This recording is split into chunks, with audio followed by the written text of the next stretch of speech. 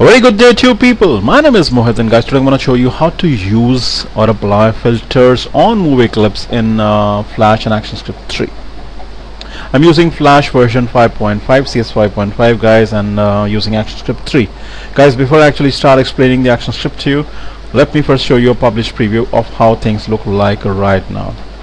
So guys, I'm going to test the movie control enter on my keyboard. Guys, as you can see, the flame on the candle is actually flickering. Now this kind of an effect has been achieved through the blur filter 1, and we have used the glow filter. So using the glow and the blur filter on the flame, I've achieved this dramatic effect. Also, I'm actually making the flame kind of change its position, the X position. You know, it's kind of jumping wherever it is, left and right. I've used the Math.random function a lot, guys, and all these have empowered and given us such a nice effect. The Math.random, the glow filter, and I've used the blur filter, and it just looks amazing, guys. Amazing, absolutely amazing. Anyways, so let me close up this published preview, and let me then dig inside my actions panel. Guys, before I actually dig inside my actions panel, let me first explain what exactly is there on the stage. Now the color of the stage I've chosen to be black, the background color, that is. Now guys, as you can notice out here, I have a layer called wick, which is actually holding the wick. If I hide the candle layer, now guys, this layer which I've called wick doesn't actually hold the wick. It actually contains the flame. In fact, let me just change the wick to a flame. This would make more sense. Alright, so it's nothing but just a oval structure that I've drawn using the oval tool, guys. Right, so it's just a white colored oval structure that I'm calling flame, the instance name for which is flame, and all the magic, all the effects, the blur effect, the glow effect has been imparted or applied to this specific structure. Alright, and let me hide the flame movie clip. Let me enable, or let me make it visible. Let me make the candle visible. So the candle layer has the candle, the flame layer has the flame, and the third layer, which is the actions layer, holds the action script. And guys, there's not much out there. You just see 30 odd lines with a lot of blank lines. In fact, let me remove the blank lines. Don't need so many blank lines. Right. So as you can see, we have roughly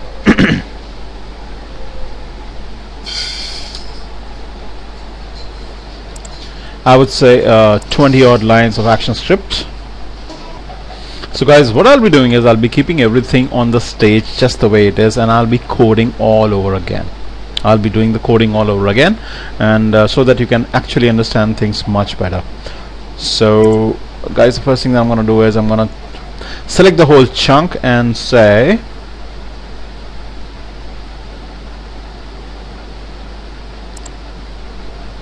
I'm going to apply a block code, guys.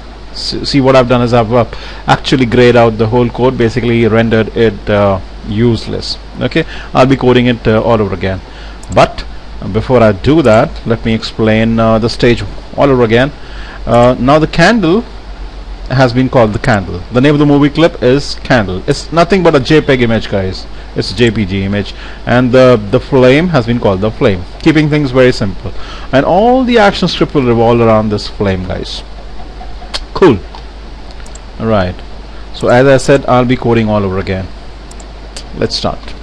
Okay, the first thing that I'll be doing is I'll be declaring two variables, guys. The first one being my glow and the other one being my blur, and we'll be applying it onto the flame.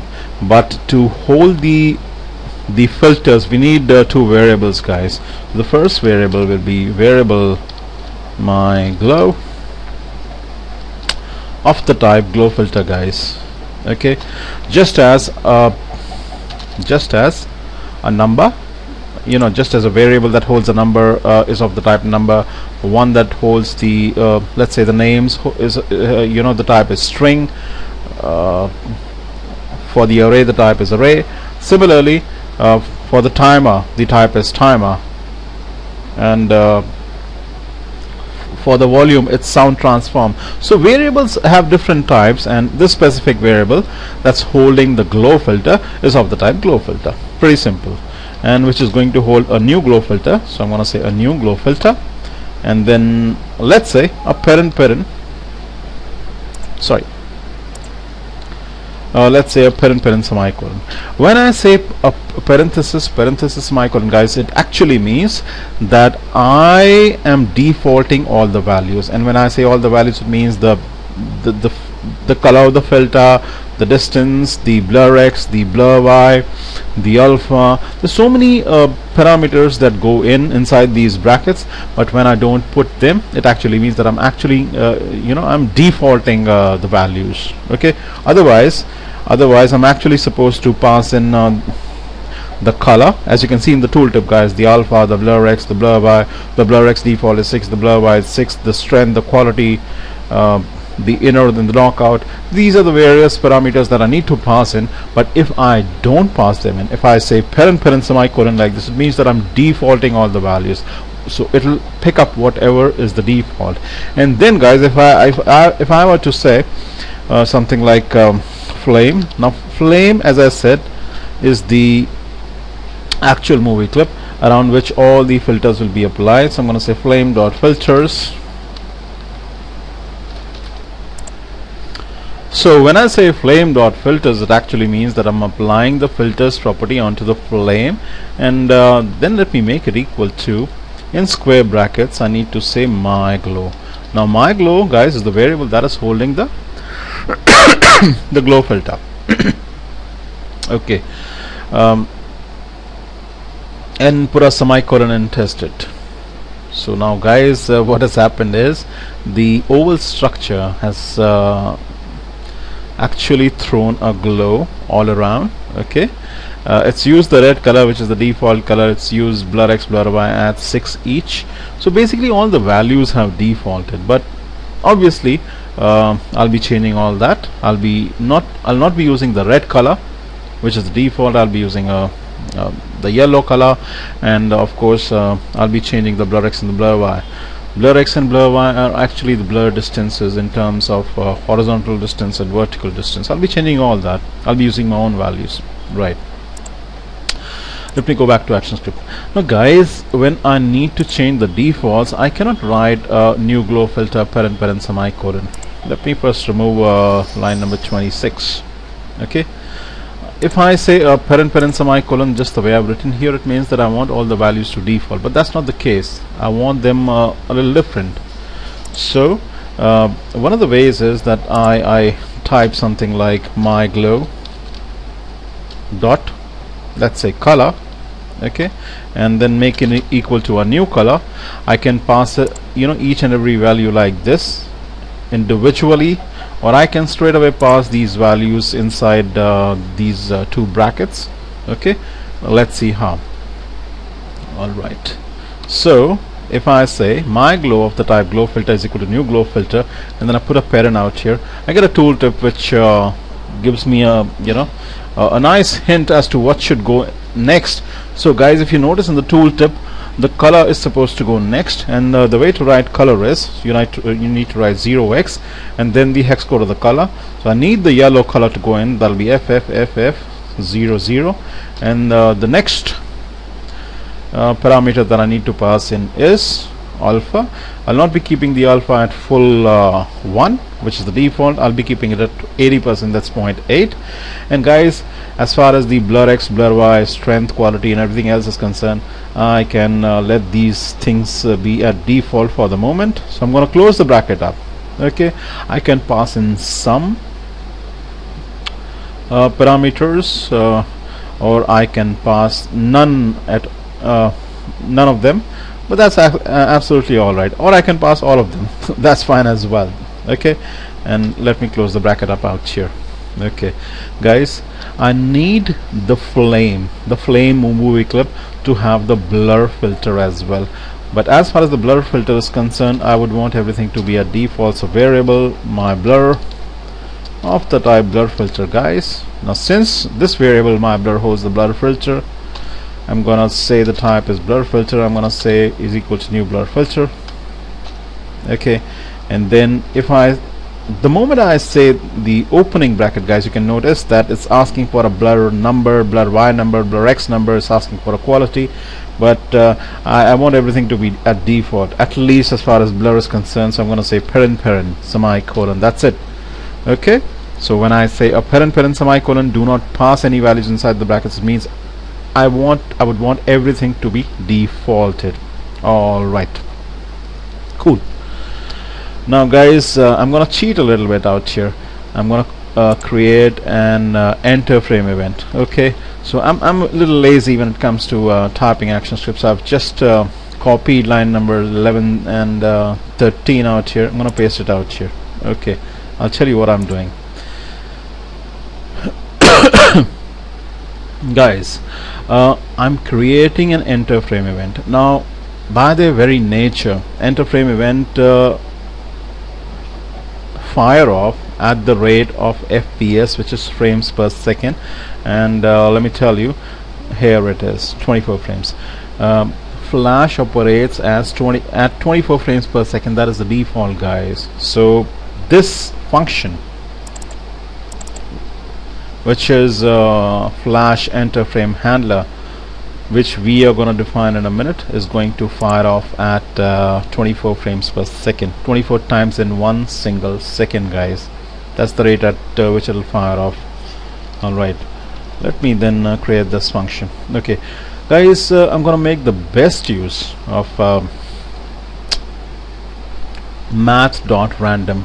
Now Math.random method, guys, helps you generate a random number between 0 and 1. Let's make the best use of Math.random now. So I'm going to create a variable RNO1, which is random number 1, space equals space, and make it equal to Math.random.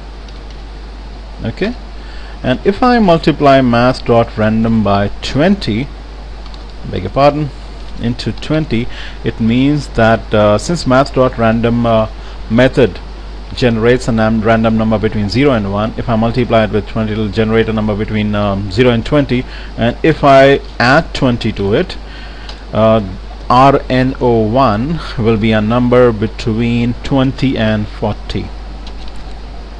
Number between 20 and 40. I'm just putting it up in the comments, guys. So RNO, or random number 1, will be a number between 20 and 40. Okay, and we'll be using this number for the blur x and the blur y of my glow. Amazing, good. Right, let me create yet another variable, and which is var, using the var keyword. RNO2, random number 2, space equals space, Math.random. Math.random will generate a number between 0 and 1, and let me then multiply it with 10, will generate a number between 0 and 10, and let me then add 10, so we'll generate a number between that'll be between 10 and 20. Cool. So number between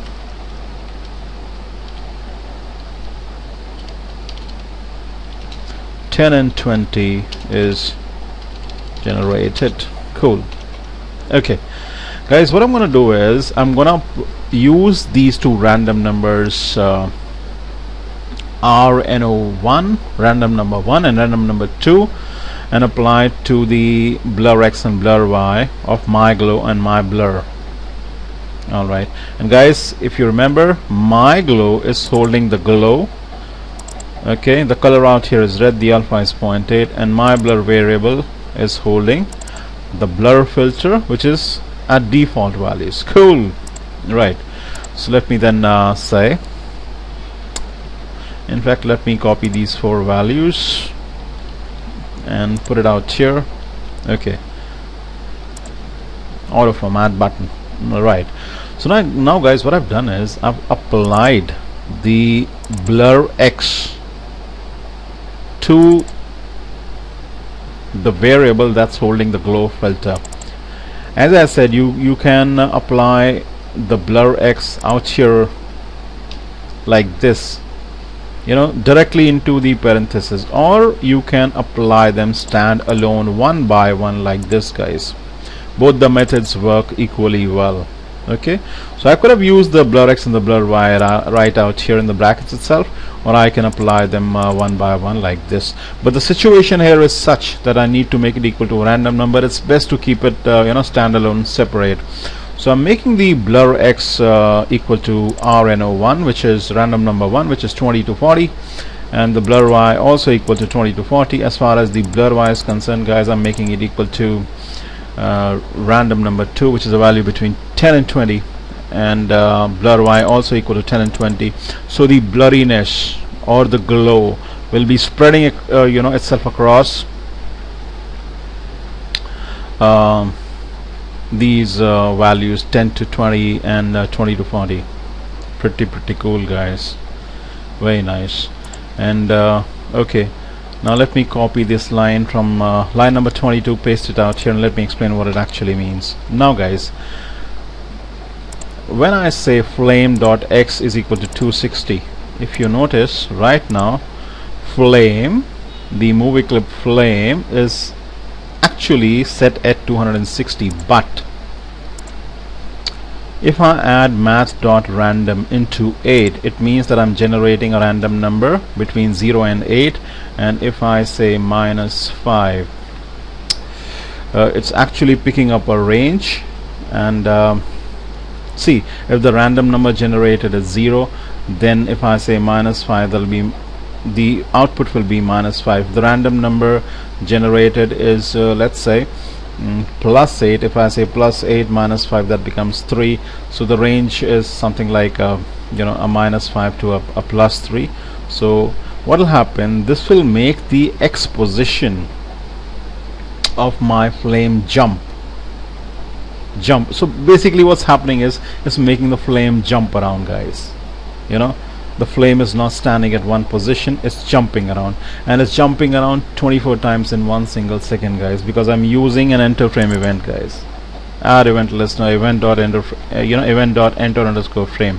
It's an enter frame event, fires off at 24 frames per second. Okay, pretty cool. I'm just making the flame jump around. And then let me copy line number 23 out here. All right, and so this is the finishing touch, guys, the icing on the cake, flame.filters. Now .filters is a property, just like we have the alpha property. I'm applying the filters. I'm applying 2 filters together. I can apply 2 or more filters together, guys, using this array of filters. Yes, filters can be applied in an array. That array can hold just one value, or one what should I say, filter, or it can contain multiple filters too. So I'm applying filters to the flame and applying 2 filters, my glow and my blur. And this time my glow has been altered by line number 36 and 37. When I say my glow dot blur X, I've changed the blur X to RNO1, a random number 1, my glow blur X, blur Y to random number 1 as well. So using these 4 lines 36 to 39, what I'm doing is I'm generating a random glow and a random blur. Okay, and then through the filters property, I'm applying it to the flame. Also, I'm making the flame jump, guys. When I say Math.random into 8 -5, so if Math.random is into 8 is, let's say, 0, so 0 -5 is -5, and if it's complete 8, the full 8 -5 is 3. So a range between in fact, let me make it something like into 5 -5. That'll give me a number between so if it's 5 -5 is 0, and if it is rather, let me make it 10. That'll give me 10 -5 is 5, and 0 -5 is 5. So between -5 and +5, this is what should be output. So number between -5 and +5. Cool. Let me test it now. Here goes. Control Enter on the keyboard. Wow. So guys, I'm making the exposition of the flame change, I'm making the blurriness change, and I'm making the glow change as well using Math.random. So guys, Math.random, the glow filter and the blur filter have all come together, and it's awesome, it's dramatic, it's great. So I hope you like this tutorial guys, I hope you learned something from it. I'll see you very soon. You have a good day. Peace. Bye bye.